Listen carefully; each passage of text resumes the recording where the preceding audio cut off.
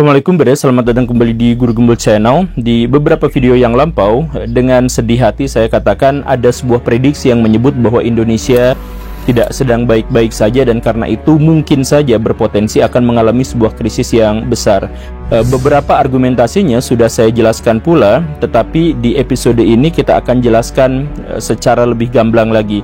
Saya menjelaskan tentang 10 indikator bahwa Indonesia sekarang ekonominya tidak baik-baik saja dan sedang menuju sebuah krisis. Sekali lagi, kita tidak berharap untuk menjadi seperti itu, tapi mari kita cermati dengan baik-baik. Semoga kita bisa mengantisipasi apa yang mungkin terjadi di masa depan, dan semoga kita sudah punya mitigasinya. Simak videonya sampai tuntas, yuk kita bahas.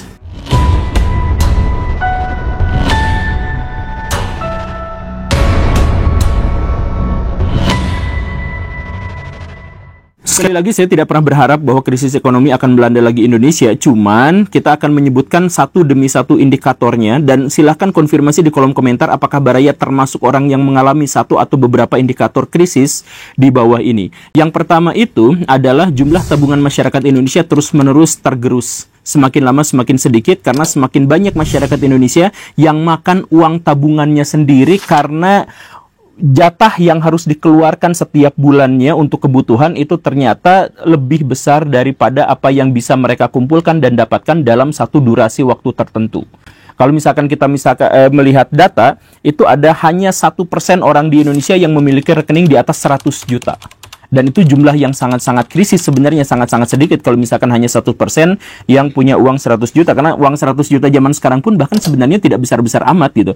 Mau dijadiin rumah, mau dijadiin apa juga, mau dijadiin kendaraan, mobil gitu, itu juga sebenarnya adalah sesuatu yang sangat-sangat riskan. Tapi kita bahkan yang untuk dapat 100 juta aja itu sebenarnya jumlahnya hanya 1% saja. Dan itu terus-terusan turun, Baraya. Dari tahun lalu sampai tahun sekarang itu yang turunnya sampai 6%. Sampai kita misalkan melihat bahwa di antara rentang waktu yang pernah kita alami dari zaman krisis ekonomi tahun 1998 sampai 2024 sekarang, jumlah tabungan masyarakat Indonesia adalah yang paling sedikit. Sejak tahun 99 sampai sekarang itu jumlah tabungan masyarakat Indonesia itu paling sedikit. Nah, inilah salah satu indikator bahwa ekonomi Indonesia tidak baik-baik saja. Apakah Baraya termasuk yang seperti itu atau tidak? Silahkan tulis di kolom komentar. Tapi itu yang pertama, itu indikator yang pertama. Indikator yang kedua tentang bahwa Indonesia ekonominya sedang tidak baik-baik saja adalah kelas menengah di Indonesia terus-terusan turun. Kalau misalkan Baraya ngecek, misalkan tahun 2014, itu ada sekitar 57 juta orang di Indonesia yang ada di kelas menengah. Tetapi sekarang kita mengetahui hanya 47 juta saja. Artinya apa? Ketika jumlah penduduk di Indonesia bertambah sekitar 1,5-2% per tahunnya, tapi kemiskinannya juga makin nambah, sedangkan yang di pertengahan itu menyusut terus sampai 10 juta orang dalam 10 tahun. Ini mengerikan. Jadi kalau misalkan Baraya cek datanya itu, maka orang-orang di Indonesia yang memiliki pendapatan UMR sekitar 2 juta, 3 jutaan itu turun sampai sekitar hanya 47 juta orang saja di Indonesia. Dan kita mengetahui bahwa ekonomi sebuah bangsa itu biasanya ditopang oleh kelas menengah. Nah, kelas menengah di Indonesia itu surut terus-terusan. Menjadi banyak yang miskin, dan yang miskin menjadi semakin miskin lagi. Ini sesuatu yang harus dicatat sebagai bagian dari indikasi bahwa kita mengalami krisis atau mengalami ancaman terhadap krisis. Kemudian masalah yang berikutnya itu adalah kenapa masyarakat Indonesia kelas menengah itu semakin sedikit, dan kenapa tabungan masyarakat Indonesia juga semakin lama semakin sedikit? Karena tingkat PHK di Indonesia itu tinggi sekarang. Tahun ini diperkirakan itu mencapai 70.000 orang di PHK. Di sektor yang formal gitu ya, di manufaktur dan sebagainya, itu banyak sekali yang habis, banyak sekali yang di PHK. Sampai sejauh ini sih baru sekitar 50 ribuan orang, tetapi mungkin akan mencapai 70 ribuan orang. PHK yang paling banyak dalam hal ini itu di Jawa Tengah, kemudian di Jakarta, dan kemudian di Banten. Ya, syukur-syukur di pulau lain tidak gitu ya. Cuman maksudnya kenapa banyak PHK di Pulau Jawa itu karena yang paling banyak pabriknya itu adalah di Pulau Jawa.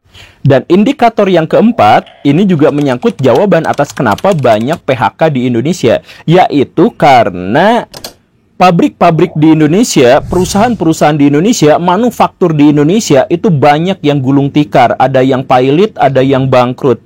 Jadi ini tidak bisa dianggap sebagai sesuatu yang biasa aja. industri-industri tekstil khususnya garment ya yang seperti itu yang besar dan menengah saja ada 36 yang bangkrut atau pilot, dan ada 31 diantaranya yang melakukan efisiensi sampai melakukan PHK massal. Kalau misalkan dijumlah-jamleh dengan semua perusahaan-perusahaan di Indonesia, itu tahun ini itu sampai mencapai ribuan perusahaan yang habis. Bahkan ini sudah diketahui sejak beberapa tahun yang lalu, kan kemarin di setahun yang laluan lah, saya tuh bikin video tentang krisis garment di Indonesia, dan di situ saya jelaskan bahwa Sritex, perusahaan babonnya tekstil di Indonesia itu menjadi sebuah parameter. Jadi kalau misalkan dia goyang, dia tidak sedang baik-baik saja, maka itu juga menjadi perwakilan dari kondisi di Indonesia secara keseluruhan. Dan benar, di tahun ini, aduh saya tidak suka menyebutkannya, tapi di tahun ini Sritex sekarang mengalami pilot, yang menunjukkan apa? Industri tekstil di Indonesia sedang tidak baik-baik saja, sedang hancur lebur, sedang rontok, sedang berantakan, diserbu oleh orang-orang Cina. Dan ini bukan hanya manufaktur di tekstil, yang lain juga bermasalah. Krakatau Steel, salah satu perusahaan besar di Indonesia, juga kemarin-kemarin ketahuan sedang menunggak utang apa segala rupa yang seperti itulah, sedang goyang juga sekarang kondisinya.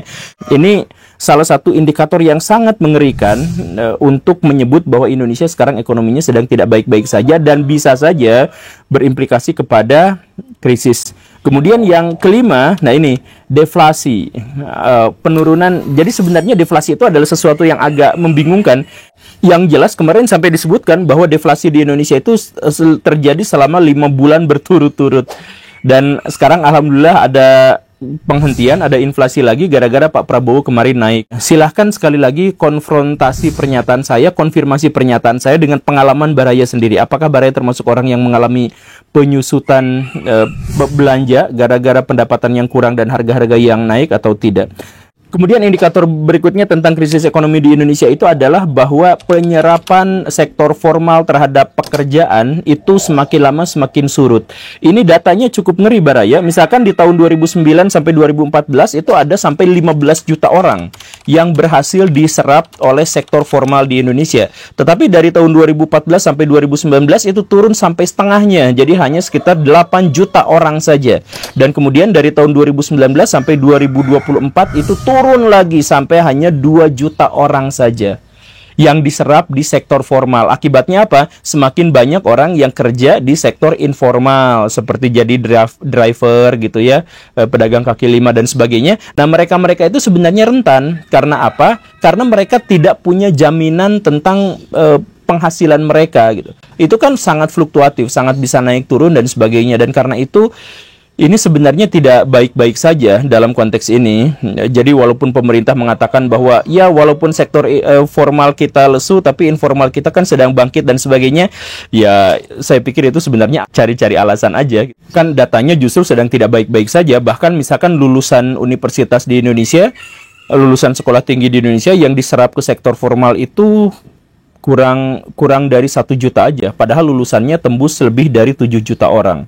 Ngeri kan? Nah, kemudian yang ketujuh, indikasi bahwa Indonesia tidak baik-baik saja adalah utang Indonesia tembus 8.500 triliun. Ya, Menteri Keuangan dan lain sebagainya dan jajarannya masih mengatakan bahwa utangnya masih terkendali. Cuman ya kalau memang utangnya terkendali, kenapa nggak dikurangin aja gitu?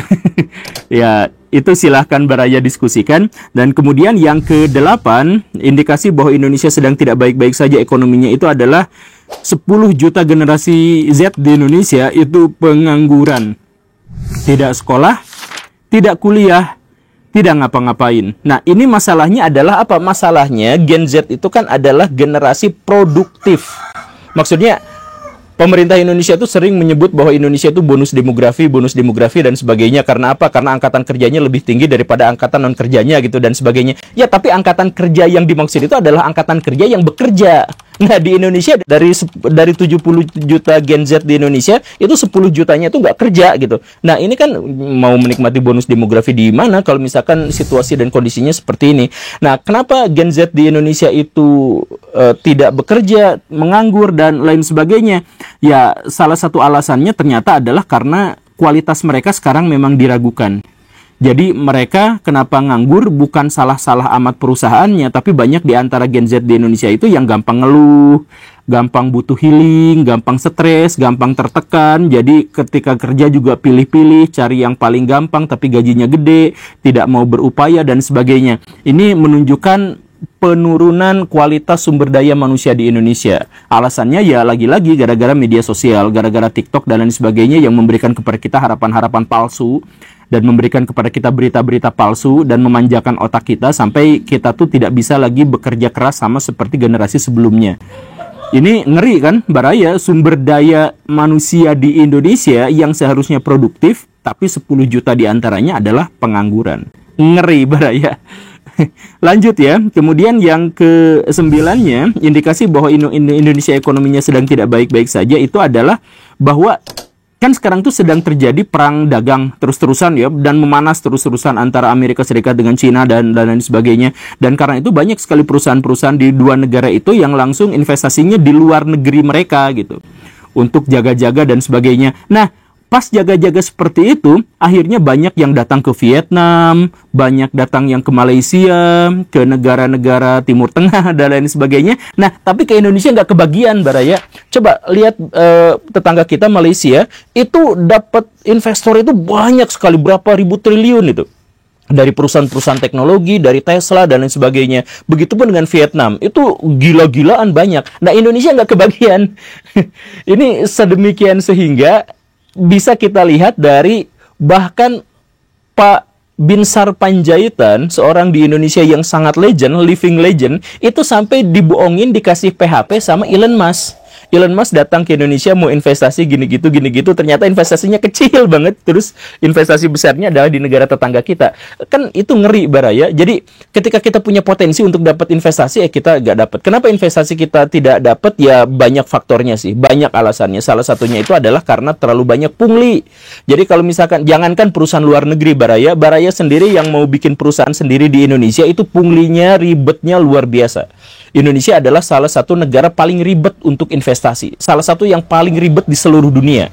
Makanya kalau misalkan ada negara-negara yang mau investasi ke Indonesia, itu nggak mau. Karena banyak punglinya, banyak oknumnya, banyak apanya. Ya akhirnya apa? Harapan kita dari investasi juga jumlahnya sangat-sangat sedikit. Itu ngeri. Dan kemudian ke-10 faktor yang atau indikator yang menyebut bahwa Indonesia itu sekarang mengalami ekonomi yang tidak baik-baik saja, itu adalah judi online. Yang kemarin Pak Prabowo sampai menyebutkan bahwa ada sampai 900 triliun duit di Indonesia yang dibawa ke luar negeri itu gara-gara judi online. Penjabaran yang sederhananya tuh gini. Pada tahun 2008, dunia itu sedang mengalami ancaman krisis. Bahkan di beberapa negara memang sudah benar-benar terjadi krisis itu. Tahun 2008. Indonesia juga pada waktu itu diwanti-wanti dan ketakutan banget. Tetapi alhamdulillah Indonesia bertahan dari krisis yang sangat besar itu.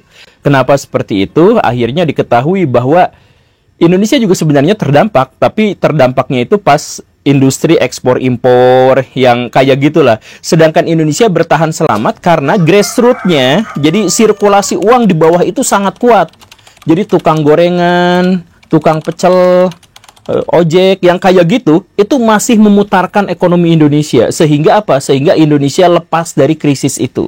Tidak terjadi krisis bahkan di Indonesia, atau terjadinya sedikit sekali, dampaknya itu, impactnya itu kecil sekali. Karena apa? Ya karena ekonomi di kalangan masyarakat bawah itu berjalan dengan baik-baik saja. Sekarang tidak bisa berjalan. Karena apa? Karena ekonomi kecil, ekonomi lemah sekarang dihabisi oleh judol. Jadi ekonomi besar habis gara-gara korupsi, ekonomi kecilnya habis gara-gara judi online. Begitu. Nah, jadi kalau amit-amit jabang Tyrannosaurus gitu ya, tapi kalau terjadi krisis berikutnya, maka Indonesia tidak akan baik-baik saja. Ini ngeri, Baraya. Bahkan kalau misalkan kita lihat faktor eksternal, kemarin Thailand juga sedang mengalami yang seperti ini. Ini saya dejavu karena krisis ekonomi Indonesia tahun 98 itu sebelum datang ke Indonesia itu ke Thailand dulu gitu. Jadi apakah ya amit-amit lah. Semoga tidak menjadi seperti itu ya, amin. Semoga prediksi ini keliru, semoga semua data yang disampaikan di sini itu tidak berimplikasi pada krisis yang akan terjadi berikutnya, amit-amit gitu ya. Tapi kalau misalkan ada bagian dari pemerintah di Indonesia yang sampai mengatakan bahwa Indonesia sekarang ekonominya baik-baik saja dan sebagainya, please lah jangan ngomong kayak gitu, jangan ngasih harapan palsu gitu. Jadi karena mereka itu adalah orang-orang yang berbicara di atas, orang-orang elit yang berbicara di atas. Orang elit itu gak paham tentang buruknya kondisi ekonomi gitu. Karena apa? Karena gini Baraya, kalau misalkan orang-orang elit, orang-orang kaya, kemudian punya perusahaan yang 1-2 bangkrut, itu mereka tuh masih baik-baik aja gitu. Cuman perusahaannya, asetnya aja yang jongkok gitu. Tapi hidup mereka tuh masih sangat-sangat mewah gitu. Kalau misalkan Baraya melihat misalkan kemarin Meikarta diguncang begini dan begitu dan sebagainya, pemiliknya masih kesana-kesini naik helikopter gitu. Jadi yang rusak ya asetnya, tapi dirinya sebagai pribadi itu ya baik-baik aja. Karena apa? Ya karena mereka orang kaya yang sudah sebenarnya itu sudah lepas dari ketergantungan mereka terhadap ekonomi, terhadap duit itu mereka udah nggak ketergantungan. Yang jadi masalah itu adalah masyarakat bawahnya gitu. Nah, masyarakat bawah sekarang itu benar-benar merasakan dampak yang sangat buruk. Saya kemarin berbicara dengan Pak Denny Darko. Pak Denny Darko itu cerita, di Indonesia itu semakin kesini kok kayaknya masyarakat kita tuh semakin anarkis gitu. Jadi kalau misalkan ada tabrak lari gitu, misalkan orangnya bisa dipukulin sampai meninggal dunia gitu ya. Kemudian betapa empati dari masyarakat kita tuh semakin lama semakin sedikit. Baraya pernah nggak ngecek kemarin misalkan ya, ada kasus Ibu Supriyani, guru itu. Nah, guru itu kan berselisih dengan orang oknum polisi apa segala rupa sampai dia di penjara selama beberapa hari gitu. Kemudian dibebaskan gara-gara tekanan massa yang sangat luar biasa besar. Kemudian dampak berikutnya apa? Anak dari si polisi itu akhirnya sekarang diboykot, tidak boleh sekolah dimanapun. Ini anak 7 tahun Baraya. Anak 7 tahun dipersekusi sama satu daerah sekaligus dan sama netizen di Indonesia yang jumlahnya begitu banyak. Bahkan ketika KPAI meminta supaya anak itu diselamatkan, malah KPAI-nya yang dihujat juga. Netizen bilang, udah sekolahkan saja anak semacam itu ke KPAI gitu. Ya kan yang bersengketanya itu Baraya orang tuanya. Anaknya kalaupun misalkan melakukan kesalahan, itu adalah kesalahan anak-anak, itu adalah kenakalan anak-anak. Kenapa sampai satu daerah, sampai satu negara menghukum anak itu, membuli, mempersekusi anak itu sampai gak boleh sekolah? Kan kasihan itu anak kelas 1 celingak-celinguk, kenapa saya gak sekolah, teman-teman saya yang lain sekolah, kenapa saya datang bolak-balik ke kantor polisi, yang lainnya tidak. Itu kan bikin trauma Baraya. Dan bayangkan itu netizen Indonesia. Netizen Indonesia berani mempersekusi anak seperti itu gitu. Ya orang tuanya aja yang dibully kalau mau. Kan yang bikin masalahnya itu adalah orang tuanya kan. Yang soal suap-suapan, yang soal pelaporan dan sebagainya itu orang tuanya. Kenapa netizen di Indonesia tuh? Ya ampun, tapi ini terjadi kenapa seperti itu? Yaitu karena netizen di Indonesia dan masyarakat Indonesia secara keseluruhan itu adalah orang-orang yang sekarang hidup dalam penderitaan. Saya nanti di episode berikutnya saya ingin menjelaskan tentang karakteristik orang-orang yang hidup dalam penderitaan. Salah satu cirinya itu adalah kalau dia ngebully, dia membabi buta gitu. Jadi orang ngebully itu bisa aja, tapi orang membully itu biasanya punya alasan. Karena orang ini memang layak dibully, karena nyebelin apa dan sebagainya. Tapi kalau misalkan ada satu orang jatuh, ikut bully sama-sama, terus ada yang itu juga bully lagi itu dan sebagainya, itu menunjukkan masyarakat di situ adalah masyarakat yang sedang hidup dalam penderitaan yang sangat. Kemarin bahkan sedihnya itu saya lihat Ibu Najwa Shihab dihujat juga sama netizen. Ampun, ini saya bingung. Ya gara-gara beliau ngomong istilah nebeng doang, itu hujatannya tuh maki-maki luar biasa. Bahkan bukunya dibakar, ditampilin di TikTok apa dan sebagainya gitu. Ya awalnya itu jelas buzzer, tapi yang lain ikut-ikutan. Yang lain ikut-ikutan ngebully. Nah ini menunjukkan apa? Masyarakat kita tuh sakit, masyarakat kita tuh menderita. Jadi kalau misalkan kita ngebully Baraya, itu tuh sebenarnya adalah cara kita untuk mengurangi rasa sakit yang ada dalam diri. Jadi caranya kita ya keluarkan pada pihak lain. Kita kasih hujatan maki-makian kepada orang lain gitu. Makanya ini saya nanti akan jelaskan secara panjang lebar gitu ya terkait dengan hal ini. Tapi dalam konteks ini saya ingin jelaskan. Kalau misalkan Baraya menemukan ada orang yang ngebully, kemudian ngebulinya tuh pakai emot ketawa terbahak-bahak hahaha kayak Joker yang seperti itu. Ya yang emot yang ketawa-ketawa seperti itu, mengejek sambil seperti itu. Nah itu yang jadi masalah itu adalah orang itu sedang depresi. Orang itu sedang tertekan, orang itu membutuhkan damage dan impact yang sangat besar terhadap orang lain, dan karena itu dia mencoba untuk mempersekusi habis-habisan dengan berbagai cara. Selain dengan tulisan, dia harus menunjukkan ekspresi wajahnya yang diperlakukan seperti itu. Nah, balik lagi, ini adalah sebuah indikasi bahwa masyarakat kita itu sedang menderita, masyarakat kita itu sedang depresi, masyarakat kita itu sedang tertekan. Dari mana? Dari kondisi ekonomi yang sedang tidak baik-baik saja. Jadi please lah mengatakan bahwa ekonomi Indonesia itu baik-baik saja, Baraya. Ya gitu aja ya. Dan ditambah lagi gini Baraya, kalau misalkan ekonomi Indonesia sedang tidak baik-baik saja dengan indikator yang tadi, dan kita menemukan bahwa dalam kondisi sosial masyarakat Indonesia juga sedang tidak baik-baik saja, coba gabungkan kedua itu dalam satu bagian besar. Yaitu apa? Masyarakat yang mudah diatur ke sana ke sini, masyarakat yang menderita, kemudian ekonomi buruk, kalau disatuin menjadi krisis ekonomi dan krisis multidimensi. Saya sih berharap bahwa Pak Prabowo sekarang itu mampu menyelesaikan masalah-masalah yang semacam ini. Dan kita melihat Pak Prabowo begitu tegar. Dan sampai sejauh ini kita layak untuk mengapresiasi karena beliau itu memang melakukan tindakan-tindakan yang cukup tegas dan cukup sesuai dengan harapan publik. Ya, sampai sejauh ini ya, kita nggak tahu ke depannya, tapi sampai sejauh ini kita layak untuk memberikan harapan kepada beliau. Tetapi tentu saja kita tidak boleh menggantungkan harapan hanya kepada 1-2 orang saja. Karena krisis ekonomi itu bisa selesai kalau kita kompak bersama-sama untuk menyelesaikannya. Jadi anggaplah kita memberikan harapan kepada Pak Prabowo sebagai presiden. Tetapi jangan lengah, karena kita pun harus bisa mengatasi ini. Kita harus bisa mengantisipasi dan kita harus punya mitigasi terhadap hal ini. Semoga bermanfaat. Terima kasih karena sudah menyimak. Saya Guru Gembul. Assalamualaikum warahmatullahi wabarakatuh.